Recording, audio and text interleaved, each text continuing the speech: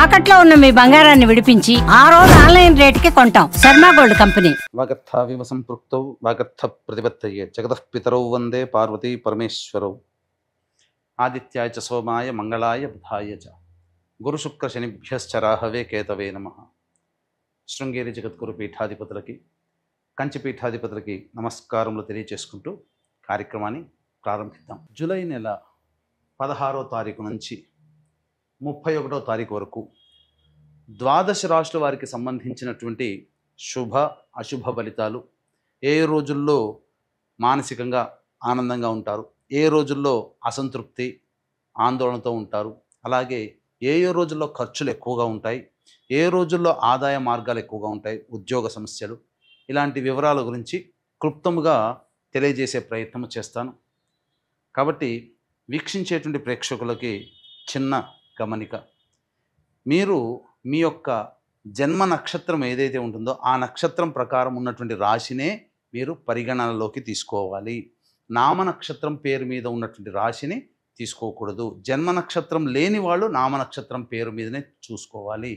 పైగా చాలామంది sun zodiac sign అంటే ఈ మంత్ నుంచి ఈ మంత్ మధ్యలో పుట్టినటువంటి వాళ్ళు ఒక రాశికి చెందుతారని చెప్పి సూర్యమాన సిద్ధాంతం ప్రకారం ఉంటుంది. అది ఈ చెప్పబోయేటువంటి ఫలితాలకి అది ఏమాత్రం కూడా సరిపోదు. అది విషయాన్ని గమనించుకొని చూసుకోవాలి.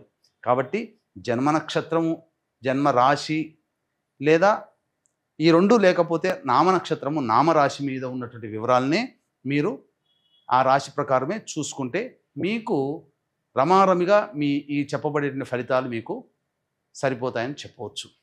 ఇక కార్యక్రమంలోకి బయలుదేరదాం. జూలై 16వ తారీఖు నుంచి 31వ తారీఖు వరకు కర్కాటక రాశిలో జన్మించినటువంటి వారికి ఏ విధంగా ఉండబోతుందో తెలుసుకునే ప్రయత్నం చేద్దాం.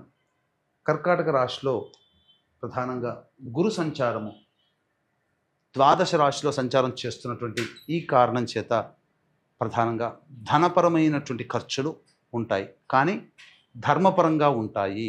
అనవసరమైన ఖర్చులు అంటే ఏమీ ఉండవు.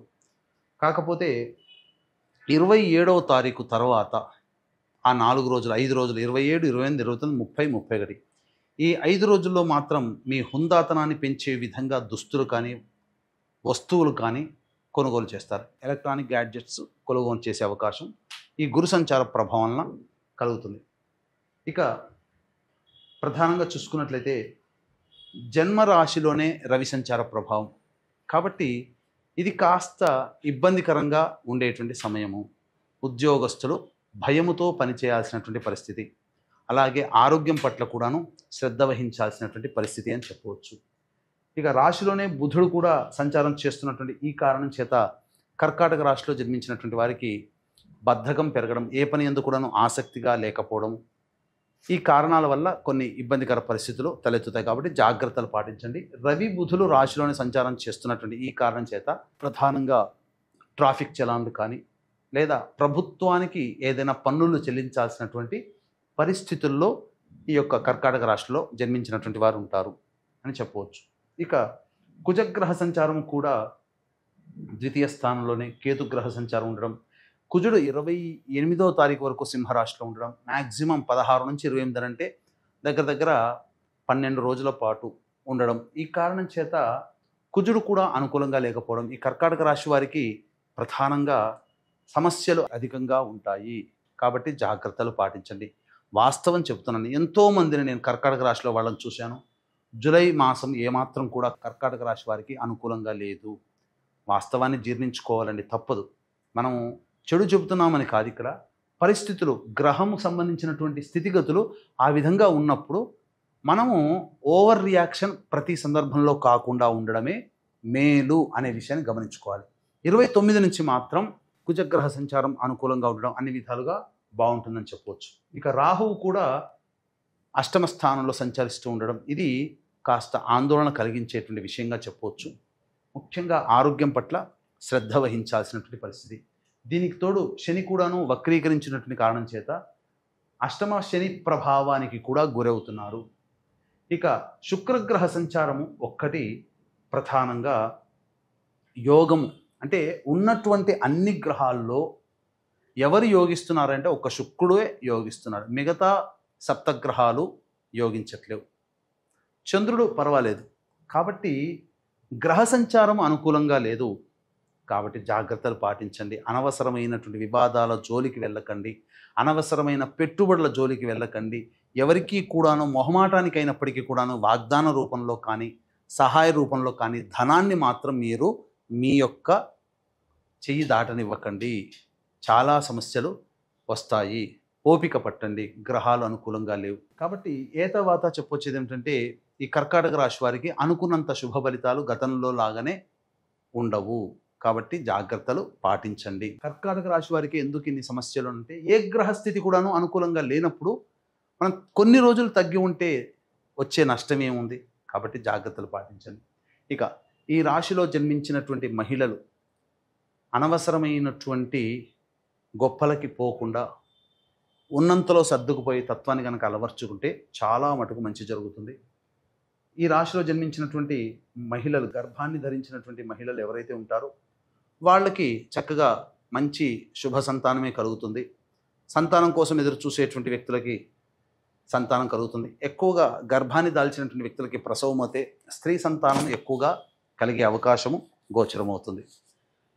ఇక ఈ రాశిలో జన్మించినటువంటి విద్యార్థినులకి మంచి జరుగుతుంది. వివాహ సంబంధాల విషయంలో మంచి జరుగుతుంది. ఇబ్బంది పడాల్సినటువంటి అవసరం లేదు. అలాగే కోరుకున్నటువంటి విద్యా సంస్థల్లో ప్రవేశం జరుగుతుంది. ఇక తర్వాత ఓవరాల్గా ఈ రాశిలో జన్మించినటువంటి విద్యార్థులు, విద్యార్థినులకి మంచి శుభావకాశాలు కలుగుతాయి. వివాహ సంబంధమైనటువంటి విషయాల్లో మీకు వివాహ సంబంధాలు కుదురుతాయి. కాబట్టి జాగ్రత్తలు పాటించండి. అన్ని విధాలుగా చూసుకున్నట్లయితే ఓవరాల్గా సమయం, గ్రహస్థితులు అనుకూలంగా లేవు, గ్రహ గతులు కూడా అనుకూలంగా లేవు. కాబట్టి ఉన్న దాంతోనే కొనసాగించుకునే ప్రయత్నం చేస్తూ కొత్త దాంట్లో వేలు పెట్టకండి. ఉద్యోగస్తులు ఉన్న దాంట్లోనే చేయండి. వస్తాయి, అవమానాలు ఎదురవుతాయి, ప్రెషర్ ఎక్కువగా ఉంటుంది. అంత మాత్రం చేత గ్రహము అనుకూలంగా లేనప్పుడు మీరు కొత్త వాటి కోసం ప్రయత్నం చేస్తే ఉన్నది పోతుంది. కాబట్టి తెలివైన వాళ్ళు ఉన్నదాన్ని వదులుకోరు. ఆ నిర్ణయం మీదనే ఉండి భరించండి. తప్పులేదు. దెబ్బ తాకినప్పుడు భరిస్తాం కదా, తగ్గేంత వరకు ఓపిక పడతాం కదా. అంత మాత్రాన ఆ దెబ్బ తగ్గట్లేదని రోజు రోజు పెద్దకు చేసుకోలేం కదా. అలాగే సమస్యలు ఉంటాయి. భరించే అవకాశాన్ని కోల్పోకండి, భరించండి. ఇక కర్కాటక రాశిలో జన్మించినటువంటి వారికి 16 నుంచి 31వ తారీఖు వరకు ఏ విధంగా ఉండబోతుందో తెలుసుకునే ప్రయత్నం చేద్దాం. 16, 17 తేదీల్లో మానసికమైనటువంటి ప్రశాంతత లోపిస్తుంది. ఏదో ఒక ఆందోళనగా ఉంటుంది మనస్సు. మరియు సంతాన మూలకంగా విభేదాలు, ఖర్చులు పెరుగుతాయి. సంతానంతో సమస్యలు వస్తాయి. కాబట్టి లౌక్యంతో వ్యవహరించండి. ఇక ఆస్తిపాస్తులకు సంబంధించినటువంటి విషయాల పట్ల చర్చకి వస్తాయి. ఇక 18, 19, 20, 21, 22 ఈ 5 రోజుల్లో చేస్తున్నటువంటి వృత్తి, ఉద్యోగ, వ్యాపారాల్లో చక్కగా ప్రతిఫలం అనేటువంటిది ఎక్కువగా ఉంటుంది. ఖర్చుకు మించిన ఆదాయం లభించడం ద్వారా ఆనందంగా ఉంటారు. ఉద్యోగ మార్పులకి ఇది చాలా శుభ సమయం. నిరుద్యోగస్తులకి ఇది చాలా అనుకూలంగా ఉండేటువంటి సమయంగా చెప్పవచ్చు. ఇక 23, 24వ తేదీల్లో ఖర్చులు అధికంగా ఉంటాయి. కాబట్టి జాగ్రత్తలు పాటించండి. అజీర్ణ సంబంధమైనటువంటి వ్యవహారాల్లో ఇబ్బంది పడతారు. కాబట్టి మీరు ఫుడ్కి సంబంధించిన విషయాల్లో జాగ్రత్తలు పాటించండి. అలాగే అనవసరమైనటువంటి వృధా ప్రయాణాలు, మానసికమైనటువంటి ఆందోళన, ఏ పని చేయాలనే ఆసక్తి ఉండకపోవడం ఇవన్నీ కలుగుతాయని చెప్పవచ్చు. ఇక 25, 26 తేదీల్లో ప్రధానంగా పెండింగ్లో ఉన్నటువంటి పనులని పూర్తి చేసుకుంటారు. అలాగే విందులు, వినోదాల్లో పాల్గొంటారు. రెస్పాన్సిబిలిటీస్ని పూర్తి చేసుకుంటారు. ఆనందంగా గడుపుతారని చెప్పవచ్చు. ఇక 27, 28వ తేదీల్లో కుటుంబ సభ్యులతో వాగ్వివాదాలు పెరుగుతాయి. మీరు కొద్దిగా ఉద్రేకానికి గురయ్యే సంఘటనలు కుటుంబంలో జరగడం, బయట కూడా ఉండడం, తద్వారా కొన్ని ఇబ్బందికర పరిస్థితులను ఎదుర్కోక తప్పదు. ధనపరమైనటువంటి నష్టం కూడా గోచరమవుతుంది. ఇక 29, 30, 31 తేదీల్లో ఆనందకరమైనటువంటి జీవితాన్ని పొందుతారు. ఎన్నాళ్ళ నుంచో ఎదురు చూస్తున్నటువంటి అవకాశాలు ఉద్యోగపరంగా, వృత్తిపరంగా, వ్యాపారపరంగా ఏదైనా ఒక శుభ వార్త వింటారు. ఇతరుల సహాయ సహకారాలతో మీ పనులన్నీ కూడాను పూర్తి చేసుకుంటారు. ముఖ్యంగా ధనపరమైనటువంటి సమస్యలు మీకు తీరుతాయి.